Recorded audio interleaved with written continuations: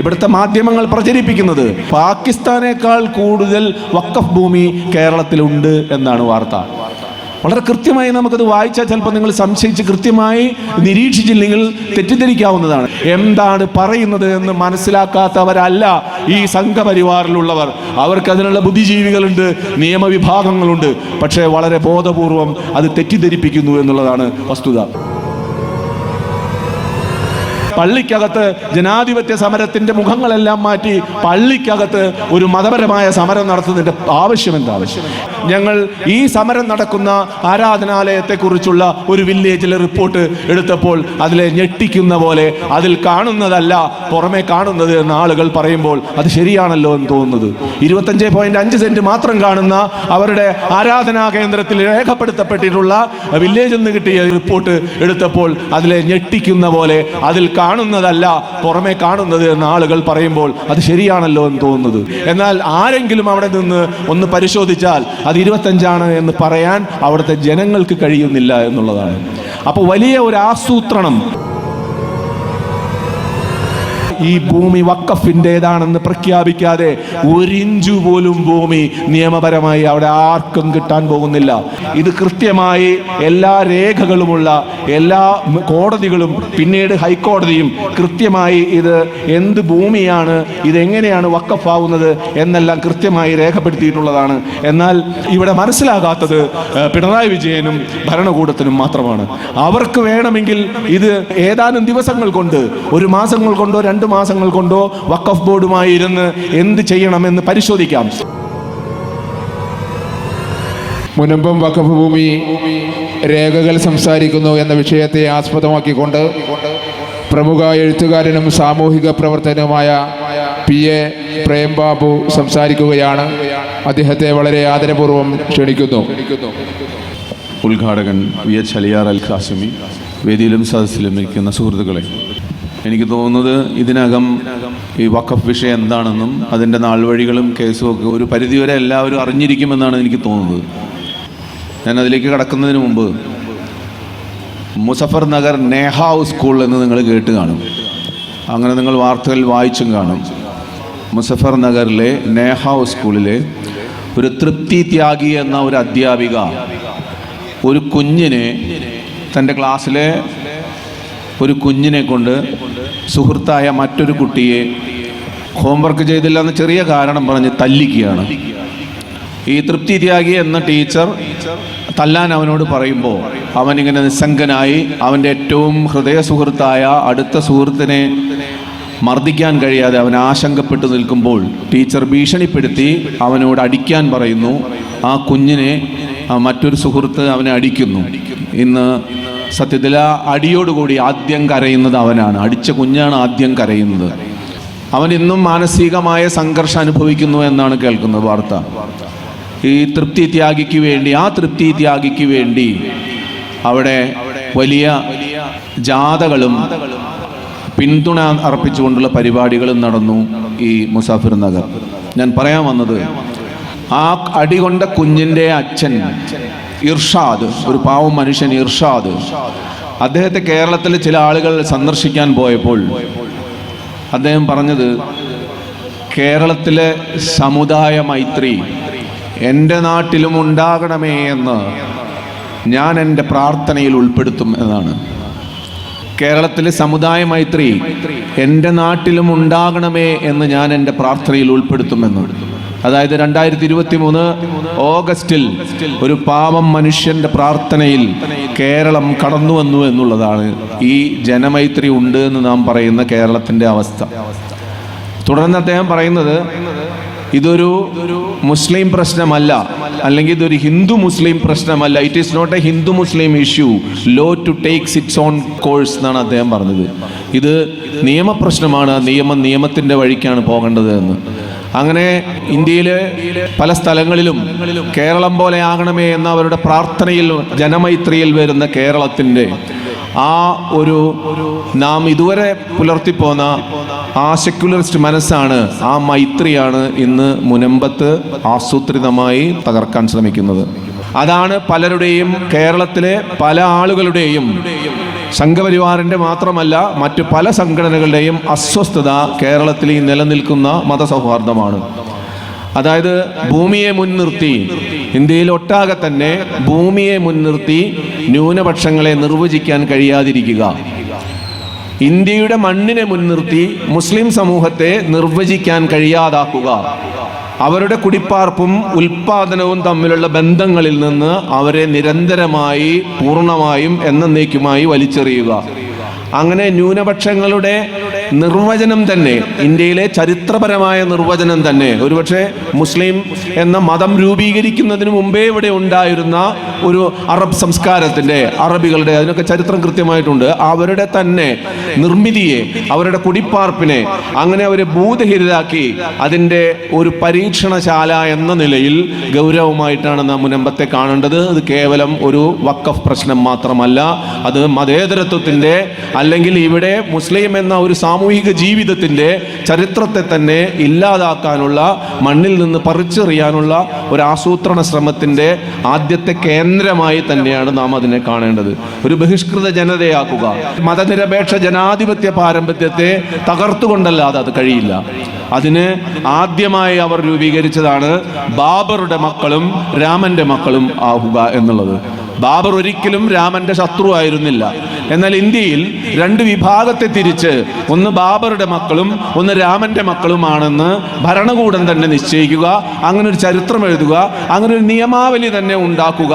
ബാബർ കൊന്നത് ഇബ്രാഹിം ലോധിയെയാണ്, രാമനെയല്ല. പക്ഷെ അങ്ങനെയല്ല, ബാബർ എന്നത് രാമൻ്റെ ശത്രുവാണെന്നും രാമനെ കൊന്നവനാണ് എന്നുള്ള ഒരു പുതിയ നരേറ്റീവ് ഉണ്ടാക്കുക, ഇബ്രാഹിം ലോധിയെ കൊന്നത് ചരിത്രത്തിൽ നിന്ന് ഇല്ലാതാക്കുക. അങ്ങനെ ബാബർ വേഴ്സസ് രാമൻ എന്ന രണ്ട് ദ്വന്ദ്വങ്ങൾ ഉപയോഗിച്ച് ബാബറുടെ മക്കളും രാമൻ്റെ മക്കളും എന്ന രീതിയിലാണ് ഇത് പറയുന്നത്, കൊണ്ടുവരുന്നത്. പക്ഷേ മുനമ്പം ഭൂമി വഖഫ് ഭൂമി അല്ല എന്ന് ജന്മഭൂമി പറയുമ്പോൾ നമുക്ക് മനസ്സിലാവും, അല്ലെങ്കിൽ ഇവിടുത്തെ സംഘപരിവാർ ഓർഗൻസ് പറയുമ്പോൾ നമുക്ക് മനസ്സിലാവും. പക്ഷെ ഇവിടുത്തെ മുഖ്യധാരാ മാധ്യമങ്ങൾ പറയുമ്പോൾ, മുഖ്യധാരാ മാധ്യമങ്ങൾ ഇൻ്റർവ്യൂ ചെയ്യുമ്പോൾ ഇതൊരു മുസ്ലിം പ്രശ്നമായും ഇതൊരു ഹിന്ദു പ്രശ്നമായും ക്രിസ്ത്യൻ പ്രശ്നമായും കൊണ്ടുവന്ന് അതിൻ്റെ ഉള്ളടക്കത്തെ ചോർത്തിക്കളയുമ്പോൾ അവർ തന്നെ, ഇവിടുത്തെ മുഖ്യധാരാ ദൃശ്യമാധ്യമങ്ങളും ഇത് വഖഫ് ഭൂമി അല്ല എന്ന് പറയുമ്പോൾ അവർ, ഇവിടുത്തെ മാധ്യമങ്ങൾ എത്രമാത്രമാണ് അവർ നിയമത്തെ വെല്ലുവിളിക്കാൻ സജ്ജരായിരിക്കുന്നത് എന്നാണ് മനസ്സിലാക്കേണ്ടത്.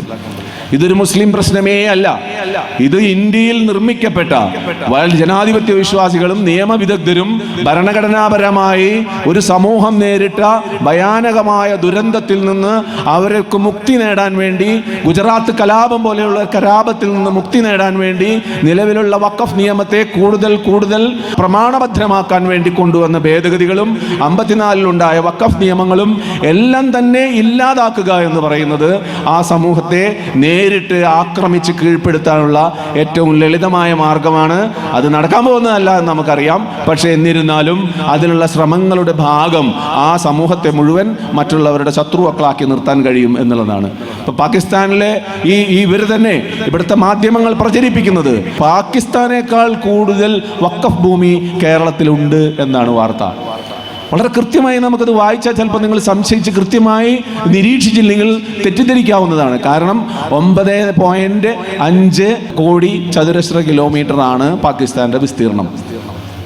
അതേസമയം 9.4 ലക്ഷം ഏക്കറയാണ് ഈ വഖഫ് ഭൂമി ഉള്ളത്. ഇങ്ങനെ പെട്ടെന്ന് തിരിച്ചറിയില്ല. ഈ കോടി ചതുരശ്ര കിലോമീറ്റർ ലക്ഷം ഏക്കറും തമ്മിലുള്ള ബന്ധം പെട്ടെന്ന് തിരിച്ചറിയില്ല. ഇവ രണ്ടും സമരസപ്പെടുത്തിക്കൊണ്ടാണ് പെട്ടെന്ന് തിരിച്ചറിയാത്ത വിധം ഇത്ര വലിയ ഒരു നുണ പ്രചരണം നടക്കുന്നത്. ഇത് കേരളത്തിനെ മറ്റുള്ള സ്ഥലങ്ങളിലെ ബ്രൂട്ടൽ സ്റ്റേറ്റ് ആക്കുക എന്നുള്ളതാണ് ഇതിൻ്റെ ലക്ഷ്യം. മുനമ്പം കേവലമായൊരു വിഷയമായിട്ടൊന്നും നിങ്ങൾ കണക്കാക്കണ്ട. കേരളത്തെ ഒരു ബ്രൂട്ടൽ സ്റ്റേറ്റ് ആക്കുക. നിങ്ങൾ മെയിനുൽ ഹക്കിനെ നിങ്ങൾ കേട്ടിട്ടുണ്ടാവും. മെയിനുൽ ഹക്ക് 2022 ആസാമിലെ കർഷകൻ മെയിനുൽ ഹക്കിനെ Indian police, Indian Sangh Parivar police വെടിവെച്ച് അവൻ്റെ ഭൂമിയിൽ നിന്ന്, കർഷകനെ ഭൂമിയിൽ നിന്ന് ഓടിക്കൊണ്ടിരിക്കുമ്പോൾ വെടിവെച്ച് വീഴ്ത്തുന്നത്.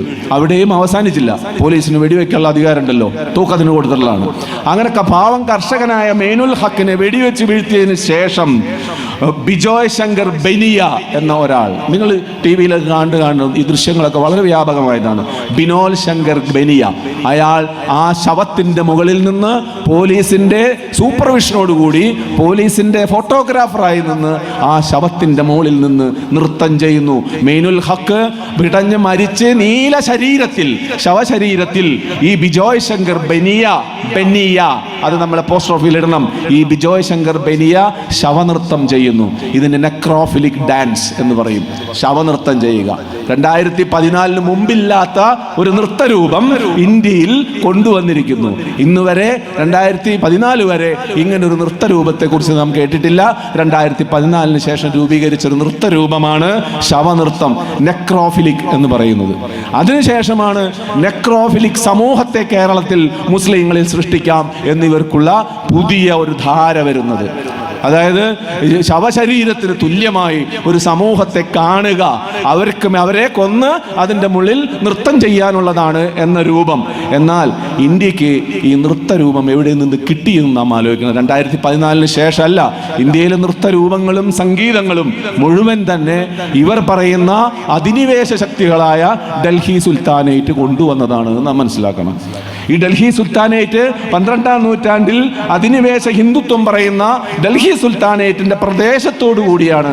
നിങ്ങൾ അത്ഭുതപ്പെടും ഒരു പക്ഷേ, ഇന്ത്യയിലെ മലയാളം ഭാഷ ഉണ്ടാകുന്നതും മറാഠി ഭാഷ ഉണ്ടാകുന്നതും തെലുങ്ക് ഭാഷ ഉണ്ടാകുന്നതും ബംഗാളി ഭാഷ ഉണ്ടാകുന്നതും ഈ മുഗൾ സാമ്രാജ്യത്വത്തിൻ്റെ, അല്ലെങ്കിൽ നമ്മൾ സാമ്രാജ്യം എന്ന് പേടിപ്പിക്കുന്ന ഭാഷയിൽ പറയേണ്ടാത്ത ഡൽഹി സുൽത്താനേറ്റ് എന്ന് നിങ്ങൾ പറയണം. അതൊരു സാമ്രാജ്യമായിരിക്കാം, അന്ന് അതങ്ങനെയാണ്. പക്ഷേ നമുക്കത് പറയാനുള്ളത് ഡൽഹി സുൽത്താനേറ്റ് എന്നാണ്. ഈ ഡൽഹി സുൽത്താനേറ്റിന്റെ സംഭാവനയാണ് മലയാളം. അവരുടെ ഭരണത്തിന് കീഴിൽ വന്നതാണ് മലയാളം, തെലുങ്ക്, കന്നഡ, ബംഗാളി തുടങ്ങിയ എല്ലാ ഭാഷകളും. 12ാം നൂറ്റാണ്ടിന് മുമ്പ് ഈ ഭാഷകളൊന്നും ഇന്ത്യയിൽ ഉണ്ടായിരുന്നില്ല, വാസ്തുശില്പങ്ങൾ ഉണ്ടായിരുന്നില്ല. നമ്മൾ ഈ കാണുന്ന കഥക് പോലെയുള്ള, ഹിന്ദുസ്ഥാനി പോലെയുള്ള സംഗീതങ്ങളെല്ലാം തന്നെ ഈ പേർഷ്യൻ പാരമ്പര്യത്തിന്റെ ഭാഗമായി കൊണ്ടുവന്നതാണ്. അത് ഇന്ന് ഏകദേശം നമ്മളെല്ലാം ഹിന്ദുത്വവൽക്കരിച്ച് കഴിഞ്ഞിരിക്കുന്നു എന്നുള്ളതാണ്. അതെല്ലാം ഇവിടെ ഉണ്ടായിരുന്നതാണ് എന്നാണ് പറയുന്നത്. ഇപ്പോൾ അതിലൊന്നും യാതൊരു ലജ്ജയും ഇവർക്കില്ല, അങ്ങനെ പറയാൻ യാതൊരു ലജ്ജയുമില്ല. എന്നാൽ ഈ സുൽത്താനേറ്റ് ഭരണത്തിന് ശേഷമാണ് തമിഴ് ഒഴികെ, തമിഴ് മാത്രമാണ് ഒരുപാട് വർഷങ്ങൾക്ക് മുമ്പുള്ള ഒരു ഭാഷ ഉണ്ടായിരുന്നത്. അതിലൊന്നും പെടാത്ത മലയാളം, തെലുങ്ക്, മറാഠി, ഈ കാണുന്ന കന്നഡ എല്ലാം തന്നെ സുൽത്താനേറ്റിന്റെ സംഭാവനയാണ്. ആ സംഭാവനയുടെ ഉത്തരവാദിത്വങ്ങളെ, ആ സംഭാവനയുടെ പാരമ്പര്യങ്ങളെ നുണ ഉൽപ്പാദിപ്പിച്ചുകൊണ്ട് അവരുടെ ഊർജം തന്നെ ഇല്ലാതാക്കുക എന്നുള്ളതാണ്. ഇനി കേരളത്തിലെ കാര്യം പറഞ്ഞാൽ, ഇപ്പിഫി എന്ന അറബുകാർ ഉപയോഗിക്കുന്ന, ഇപ്പിഫി എന്ന അറബുകാർ വിളിക്കുന്ന കാറ്റിൽ കപ്പലോടി വന്നവരാണ് ഈ അറബ് സമൂഹം കേരളത്തിലേക്ക്. അത് ഈ മുസ്ലിം മതരൂപീകരണത്തിന് എത്രയോ വർഷങ്ങൾക്ക് മുമ്പ് അറബ് സമൂഹം, അറബിൽ ഇപ്പിഫി എന്ന കാറ്റിന്റെ ഊർജത്തിൽ വന്ന് ഈ മനുഷ്യർ ഈ കേരളത്തെ സംരക്ഷിച്ചതിലുണ്ടാകുന്ന മുഖ്യമായ പങ്ക് ഇനി നിങ്ങൾക്ക് ചരിത്രത്തിൽ കാണാൻ കഴിയില്ല.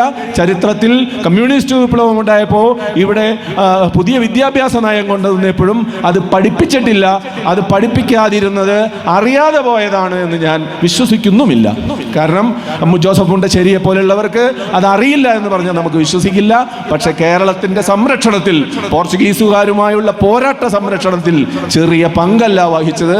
അല്ലെങ്കിൽ ഇന്ന് അഭിമാനപൂർവ്വം പറയുന്ന പല ആളുകളും ഇന്ന് ഇവിടെ ഈ ഭരണരൂപത്തിൽ ഉണ്ടാവില്ലായിരുന്നു. പ്രത്യേകിച്ച് ഇവിടുത്തെ സവർണ ശൂദ്രന്മാരൊന്നും ഉണ്ടാവില്ലായിരുന്നു, നാം മനസ്സിലാക്കണം.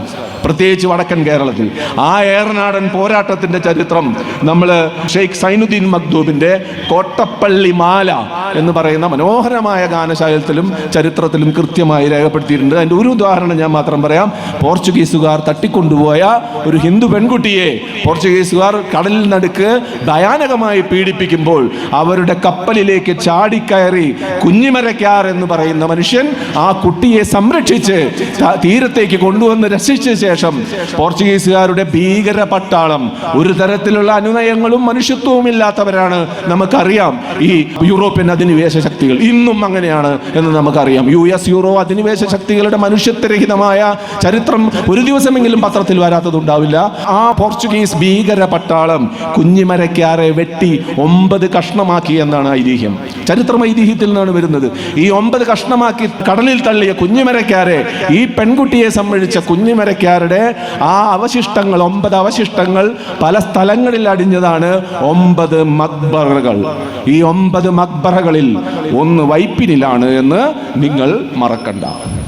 ആ ചരിത്രം ഇന്ന് മുനമ്പത്ത് മുസ്ലിം വിരുദ്ധ ഇസ്ലാമോഫോബിയ പുകച്ചുകൊണ്ടിരിക്കുന്ന ആ ഭൂമിയിൽ നിങ്ങളത് മറക്കണ്ട. അതായത് when you write justice in Munambam, നമ്മൾ ഓർമ്മിപ്പിക്കുകയാണ്, നിങ്ങൾ മുനമ്പത്ത് ഇൻജസ്റ്റിസ്, അനീതി എഴുതുകയാണെങ്കിൽ അതിൻ്റെ ആകാശത്ത് വിപ്ലവം എഴുതാൻ കഴിവുള്ള ഒരു ചരിത്രമുള്ളവരുമായിട്ടാണ് നിങ്ങൾ ഏറ്റുമുട്ടുന്നത് എന്ന് ഓർക്കുന്നത് നല്ലതാണ്. നിങ്ങൾ when you write injustice on the land of Munambam, വഖഫ് ഭൂമി, ഈ വഖഫ് ഭൂമിയിൽ നിങ്ങൾ അനീതി എന്ന് എഴുതുകയാണെങ്കിൽ അതിൻ്റെ ആകാശത്ത് വിപ്ലവം എന്ന് എഴുതിയ ഒരു ചരിത്രം ഈ സമൂഹത്തിനുണ്ട്. കേരളത്തെ സംരക്ഷിച്ച ഏറനാടൻ സംസ്കാരത്തിനുണ്ട്.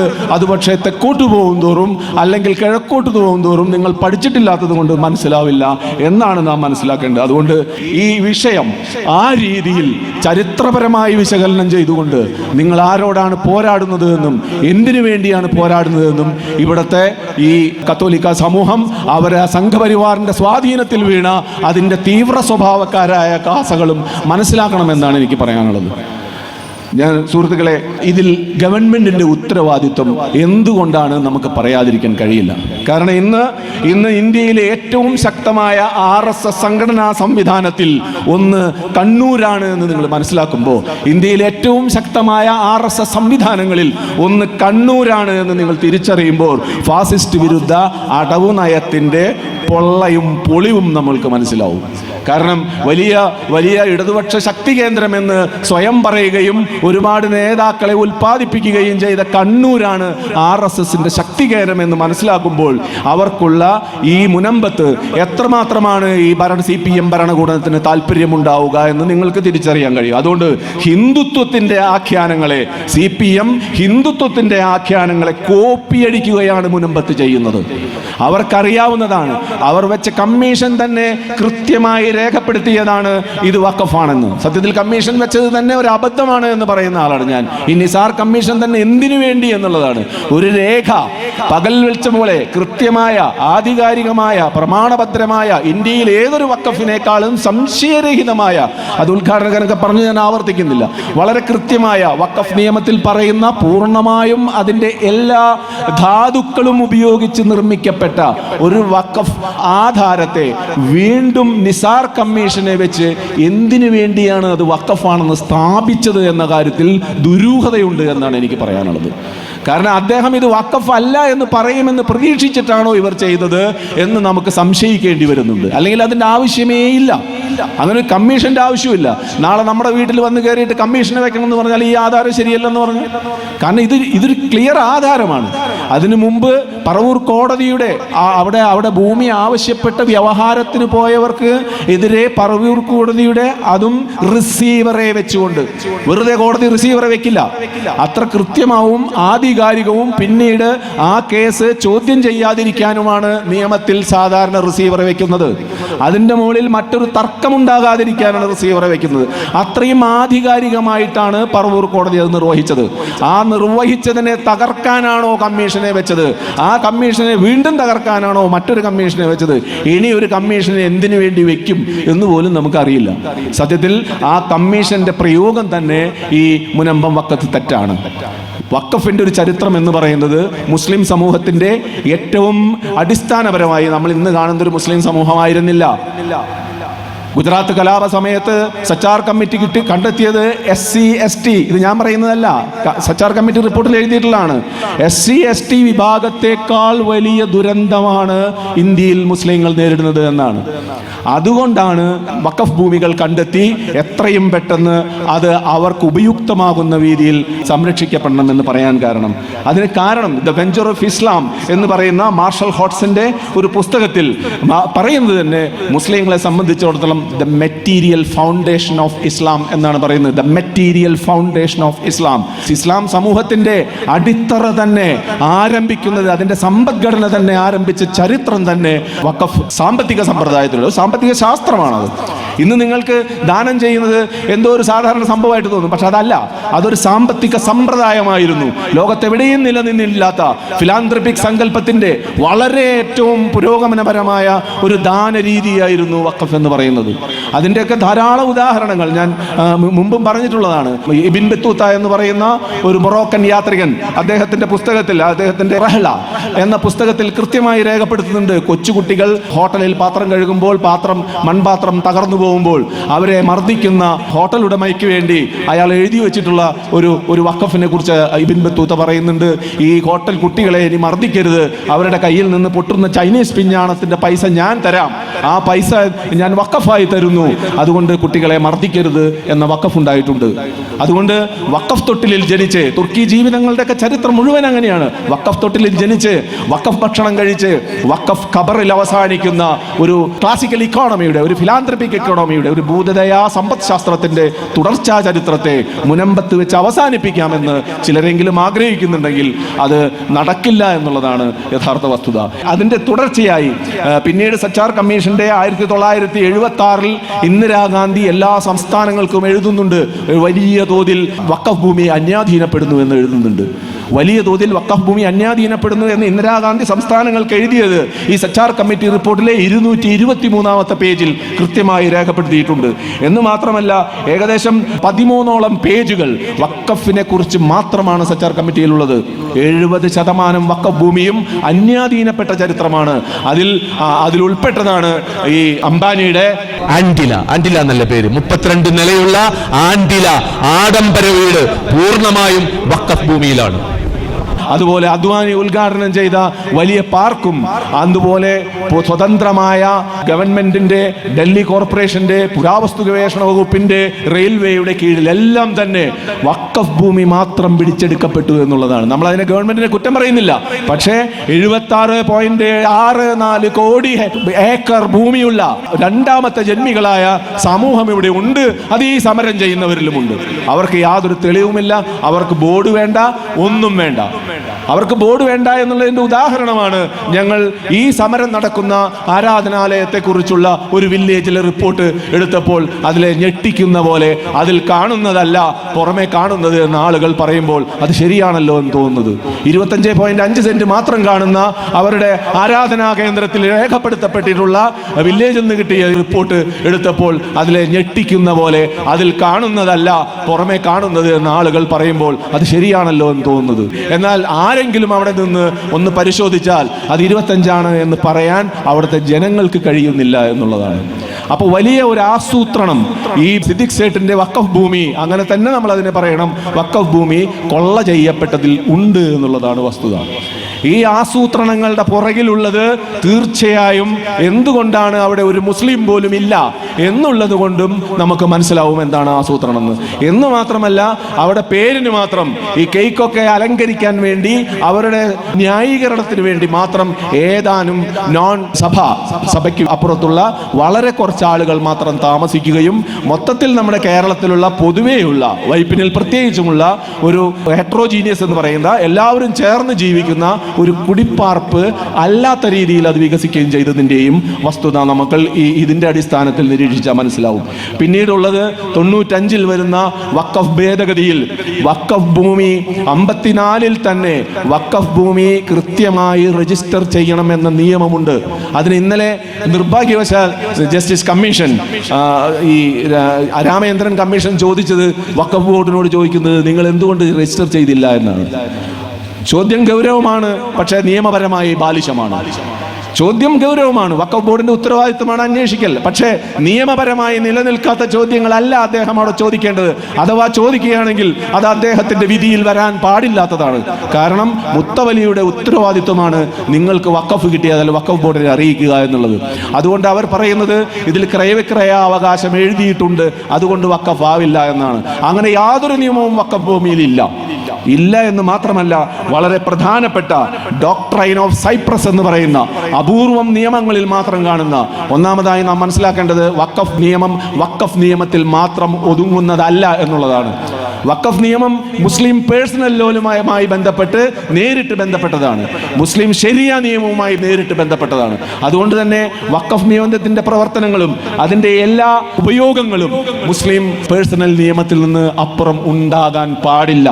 വഖഫ് നിയമത്തിൽ മറ്റൊന്ന് എഴുതി വെച്ചിട്ടുണ്ടെങ്കിൽ പോലും അത് പേഴ്സണൽ നിയമത്തിനെതിരാണെങ്കിൽ, മുസ്ലിം പേഴ്സണൽ നിയമത്തിനെതിരാണെങ്കിൽ, വ്യക്തി നിയമത്തിനെതിരാണെങ്കിൽ വഖഫ് നിയമം ബാധകമാവില്ല എന്ന് മാത്രമേ ഉള്ളൂ. അത്രമേൽ സൂക്ഷ്മവും സുഘടിതവുമായ നിയമത്തിന്റെ പരസ്പര സങ്കീർണതയുള്ള ഒരു നിയമത്തിലാണ് നമ്മൾ ഈ ഡോക്ട്രൈൻ ഓഫ് സൈപ്രസ് എന്ന പൊതു നിയമത്തിൽ, പൊതുവെ ഉന്നത വ്യവഹാരങ്ങളിൽ മാത്രം ഉപയോഗിക്കുന്ന ഒരു വാക്ക് ഞാൻ അത്ഭുതകരമായി കണ്ടെത്തുന്നത് ആ വഖഫ് നിയമം ഇതുമായി ബന്ധപ്പെട്ട് വായിക്കുമ്പോൾ. കാരണം ഡോക്ട്രൈൻ ഓഫ് സൈപ്രസ് എന്ന് പറയുന്നത് ഒരു മനുഷ്യന്റെ ഉദ്ദേശശുദ്ധിയെ സമ്പൂർണമായി പരിഗണിക്കണമെന്നുള്ളതാണ്.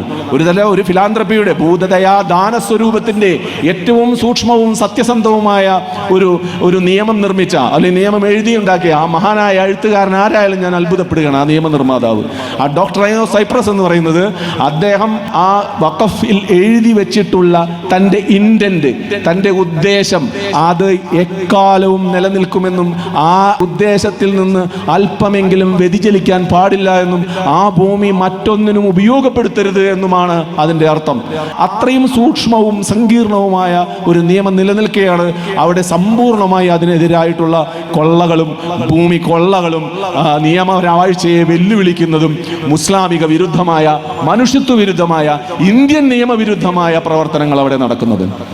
ഇതിന്റെ കാരണം അവർക്ക് അവരുടെ ന്യായീകരണങ്ങൾ ഓരോന്നും ഞങ്ങൾ ഈ കഴിഞ്ഞ കമ്മീഷൻ ഹിയറിംഗിൽ ഓരോന്നിനും ഞങ്ങൾ കൃത്യമായി മറുപടി പറഞ്ഞതാണ്. കാരണം അവർ ഒന്നാമതായി ന്യായീകരിക്കാൻ ചോദിച്ചത് പാട്ടം ഭൂമിയാണ് എന്നാണ്. എന്നാൽ പാട്ടം ഭൂമിയല്ല. കാരണം സിദ്ദിഖ് സേഠിന് ഏറ്റവും മുമ്പ് പാട്ടം കിട്ടിയ സത്താർ സേഠ് എന്ന് പറയുന്ന വ്യക്തിയെ സംബന്ധിച്ചിടത്തോളം അദ്ദേഹത്തിന്റെ ഭൂമി അദ്ദേഹത്തിന് കിട്ടുമ്പോൾ തന്നെ അത് ഓതന്റിക് ലാൻഡ് ആണ്. കാരണം അന്ന് പോക്കുവരവ് സമ്പ്രദായമില്ല. പോക്കുവരവ് സമ്പ്രദായമില്ലെങ്കിൽ ഇല്ലാത്തത് കൊണ്ട് പാട്ടങ്ങളെല്ലാം സ്വതന്ത്രമാക്കി അവർക്ക് സ്വയം അധികാരം കൊടുക്കണമെന്ന സമ്മർദ്ദത്തിന്റെ ഭാഗമായി രാജാവ് തന്നെ പ്രഖ്യാപിച്ച പാട്ടവിളംബരം, പ്രോക്ലമേഷനിൽ പെട്ടതാണ് ഈ ഭൂമി. അതായത് പാട്ടവിളംബരത്തോടുകൂടി അത് സ്വാഭാവികമായും അതിന് ടൈറ്റിൽ ഹോൾഡർ ആവുന്നു. ആ ടൈറ്റിൽ ഹോൾഡിംഗ് നിലനിൽക്കില്ലെന്ന് കണ്ടപ്പോൾ ഇന്നലെ വരെ പുതിയ ദുർബലമായ അത് മൈനർ സ്വത്താണ് എന്ന ന്യായീകരണം വരെ വന്നു. അതെന്തായാലും അവർക്ക് നിയമപരമായി നിലനിൽക്കില്ലെന്ന് വ്യക്തമായി അറിയാം. പക്ഷേ അവിടുത്തെ ജനങ്ങളെ കുടിയിറക്കണമെന്ന യാതൊരു ധാരണയും ഇന്ന് ഞാൻ മനസ്സിലാക്കിയിടത്തോളം ഒരു മുസ്ലിം വ്യക്തിയോ സംഘടനകളോ ആരും തന്നെ പറഞ്ഞിട്ടില്ല. അവിടുത്തെ ജനങ്ങളെ കുടിയിറക്കണമെന്ന് ആരും പറഞ്ഞിട്ടില്ല. അവിടുത്തെ ഗവൺമെന്റ് തന്നെ എഴുതിയിട്ടുള്ളത് ബൊണാഫൈഡ് ഒക്കുപ്പന്റിനെ, ശരിയായ ഒക്കുപ്പന്റിനെ, താമസക്കാരെ കണ്ടെത്തുക എന്നാണ്. ആരാണ് ശരിയായ താമസക്കാർ? അറിയാതെ പോയവർ, സാക്ഷരതയില്ലാത്തവർ, വഞ്ചിക്കപ്പെട്ടവർ. ഈ പോൾ എന്ന് പറയുന്ന മനുഷ്യനാൽ ഒരുപക്ഷെ വഞ്ചിക്കപ്പെട്ടിട്ടുണ്ടാകാം. ഇത് വഖഫ് ഭൂമി അല്ല എന്ന് കാണിക്കാൻ വേണ്ടി കൃത്രിമ ആധാരങ്ങൾ നിർമ്മിച്ചിട്ടുണ്ടാകാം. നമുക്കിതൊന്നും അറിയില്ല. പക്ഷെ അവർ വഞ്ചിക്കപ്പെട്ടിട്ടുണ്ടോ എന്ന് പരിശോധിക്കലും ആ പാവപ്പെട്ട മനുഷ്യരെ റീഹാബിലിറ്റേറ്റ് ചെയ്യാൻ അവർക്ക് റവന്യൂ അധികാരം കൊടുക്കാൻ തയ്യാറല്ലെന്ന് ആരും പറഞ്ഞിട്ടില്ല. പിന്നെ എന്തിനാണ് ഒരു ഇവാഞ്ചലിക്കൽ സമരം, പള്ളിക്കകത്ത് ജനാധിപത്യ സമരത്തിന്റെ മുഖങ്ങളെല്ലാം മാറ്റി പള്ളിക്കകത്ത് ഒരു മതപരമായ സമരം നടത്തുന്നതിന്റെ ആവശ്യം എന്താ? ഇനി ഇത് നിയമപരമായി നിലനിൽക്കുന്നതാണ് എങ്കിൽ ഇവർ സമരം ചെയ്യുന്നത് എന്തിനാണ്?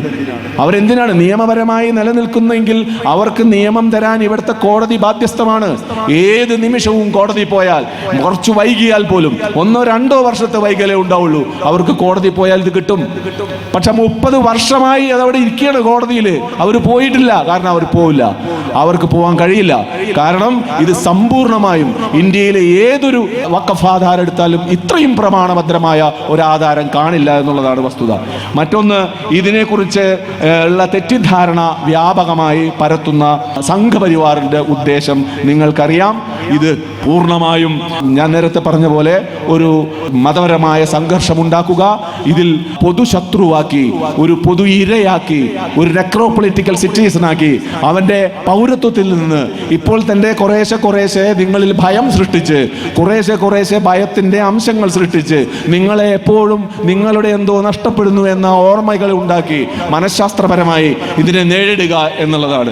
അങ്ങനെ നിങ്ങളെ മെല്ലെ മെല്ലെ ദുർബലപ്പെടുത്തിക്കൊണ്ട് പല സ്ഥലത്തും ഇങ്ങനെ പ്രശ്നങ്ങൾ ഉണ്ടാകുമ്പോൾ ഇതിലേക്ക് ഇറങ്ങാൻ നിങ്ങളെ ഭയപ്പെടുത്തിക്കൊണ്ട് അങ്ങനെ ഒരു ഭയം സൃഷ്ടിച്ചുകൊണ്ട് അപഹരണത്തിൻ്റെ പുതിയ മാതൃകകൾ ഞാൻ നേരത്തെ UP-യിൽ പറഞ്ഞ പോലെ അവിടെ സംഭവിച്ച പോലെ ഇവിടെയും സൃഷ്ടിക്കുക എന്നുള്ളതാണ് അവരുടെ ലക്ഷ്യം. ആ ലക്ഷ്യത്തിലാണ് നാം വീണു പോകാതിരിക്കരുത്. 1954 വഖഫ് ആക്ട് 36A മുതൽ 1995 51 മുതൽ 56 വരെ ആക്ടുകൾ എന്താണ് പറയുന്നത് എന്ന് മനസ്സിലാക്കാത്തവരല്ല ഈ സംഘപരിവാറിലുള്ളവർ. അവർക്ക് അതിനുള്ള ബുദ്ധിജീവികളുണ്ട്, നിയമവിഭാഗങ്ങളുണ്ട്. പക്ഷേ വളരെ ബോധപൂർവം അത് തെറ്റിദ്ധരിപ്പിക്കുന്നു എന്നുള്ളതാണ് വസ്തുത.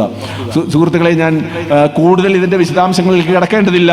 കാരണം ഇത് കൃത്യമായി എല്ലാ രേഖകളുമുള്ള എല്ലാ കോടതികളും പിന്നീട് ഹൈക്കോടതിയും കൃത്യമായി ഇത് എന്ത് ഭൂമിയാണ്, ഇതെങ്ങനെയാണ് വഖഫാവുന്നത് എന്നെല്ലാം കൃത്യമായി രേഖപ്പെടുത്തിയിട്ടുള്ളതാണ്. എന്നാൽ ഇവിടെ മനസ്സിലാകാത്തത് പിണറായി വിജയനും ഭരണകൂടത്തിനും മാത്രമാണ്. അവർക്ക് വേണമെങ്കിൽ ഇത് ഏതാനും ദിവസങ്ങൾ കൊണ്ട്, 1 മാസങ്ങൾ കൊണ്ടോ 2 മാസങ്ങൾ കൊണ്ടോ വഖഫ് ബോർഡുമായി ഇരുന്ന് എന്ത് ചെയ്യണമെന്ന് പരിശോധിക്കാം. മാത്രമല്ല, ഈ ഭൂമി വഖഫിൻ്റെതാണെന്ന് പ്രഖ്യാപിക്കാതെ 1 ഇഞ്ച് പോലും ഭൂമി നിയമപരമായി അവിടെ ആർക്കും കിട്ടാൻ പോകുന്നില്ല.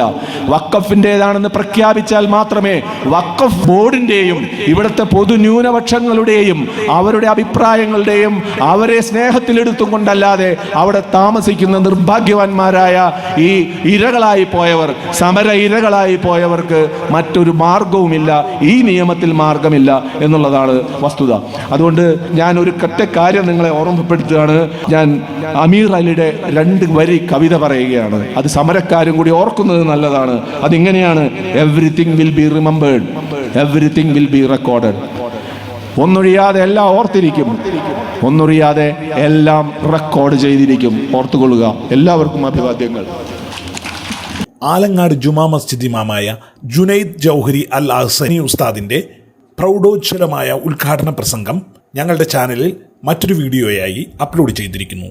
ഏവരും മറക്കാതെ കാണുക.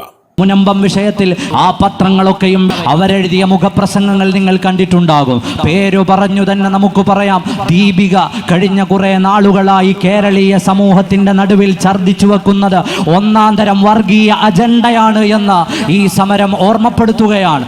ആ ദീപിക ഉൾപ്പെടെയുള്ള പത്രം നടത്തുന്ന മാനേജ്മെന്റുകൾ അതിലൂടെ ലക്ഷ്യം വെക്കുന്നത് മുനമ്പത്ത് താമസിക്കുന്ന ഏതെങ്കിലും ഒരു പാവപ്പെട്ടവന്റെ ഉന്നമനമല്ല, ഏതൊക്കെയോ അധികാരികളെ തൃപ്തിപ്പെടുത്താനുള്ള ശ്രമമാണെന്ന് തിരിച്ചറിയാനുള്ള ബോധം ഈ സമൂഹത്തിനുണ്ട് എന്ന് സകല പത്രമാധ്യമങ്ങളോടും നമുക്ക് പറയാനുണ്ട്. ദീപികയിൽ വന്നുകൊണ്ടിരിക്കുന്ന വർത്തമാനങ്ങളുടെ പ്രശ്നം എന്താണ്? പരിശുദ്ധമായ ഇസ്ലാമിന്റെ നിയമങ്ങളെ അതിലേക്ക് വലിച്ചിടുന്നു. എപ്പോഴാണ് ഇസ്ലാം അതിൻ്റെ ഇടയിലേക്ക് ചെന്നത്? മുസ്ലിങ്ങൾ അതിൻ്റെ ഇടയിലേക്ക് ചെന്നത്. നിങ്ങൾ കരമടയ്ക്കരുത് എന്ന് പറഞ്ഞത് നമ്മളല്ല, നിങ്ങൾക്ക് EMI തരരുത് എന്ന് പറഞ്ഞത് നമ്മളല്ല, ഈ രാജ്യത്തെ നിയമവും നിയമ സംവിധാനങ്ങളും ചെയ്യരുത് എന്ന് പറഞ്ഞപ്പോൾ അതിൻ്റെ നടുത്തളത്തിലേക്ക് ഒരു വിശ്വാസി സമൂഹത്തെ വലിച്ചിട്ടു എന്ന് മാത്രമല്ല, മതത്തിന്റെ നിയമങ്ങളെ വളച്ചുകെട്ടി അവതരിപ്പിക്കുന്ന ഒരു ശൈലിയിലേക്കാണ് കഴിഞ്ഞ കുറെ കാലങ്ങളായി നമ്മുടെ കേരളത്തിന്റെ പരിസരത്ത് പുറപ്പെട്ടുകൊണ്ടിരിക്കുന്ന പത്രങ്ങളും പ്രഭാഷണങ്ങളും നടക്കുന്നത്. ഓ പ്രിയപ്പെട്ട ക്രൈസ്തവ സമൂഹത്തിലെ ഉന്നത പാതിരിമാരുൾപ്പെടെയുള്ളവർ, വ്യക്തിപരമായി പലരുമായും എനിക്ക് ബന്ധമുള്ളവരാണ്. ഞാൻ അവരോടൊക്കെയും പറഞ്ഞിട്ടുണ്ട്, വീണ്ടും ആവർത്തിച്ചു പറയുന്നു, കളവ് പറയരുത്. കളവ് പറയുന്നവന്റെ അപ്പൻ സാത്താനാണെന്നാണ് ബൈബിൾ പറയുന്നതെങ്കിൽ ഈ അടുത്ത കാലത്ത് നിങ്ങൾ പറഞ്ഞ ഏറ്റവും വലിയ കളവുകളിലൊന്ന് അത് മുനമ്പവുമായി ബന്ധപ്പെട്ടിട്ടുള്ളതാണ്. സമൂഹത്തെ ശിഥിലീകരിക്കാൻ പള്ളികളുടെ ഉള്ളിൽ നടത്തിയ പ്രഭാഷണങ്ങൾ ഉൾപ്പെടെയുള്ളത് സമൂഹത്തിന്റെ നടുത്തളത്തിൽ വലിയ ഛിദ്രതകൾ സൃഷ്ടിക്കുമ്പോഴാണ് വർഗീയത പറയരുത് എന്ന് പറഞ്ഞുകൊണ്ട് ഈ പണ്ഡിത സമൂഹവും ഈ സാധാരണക്കാരും രംഗത്തേക്ക് വരുന്നത്.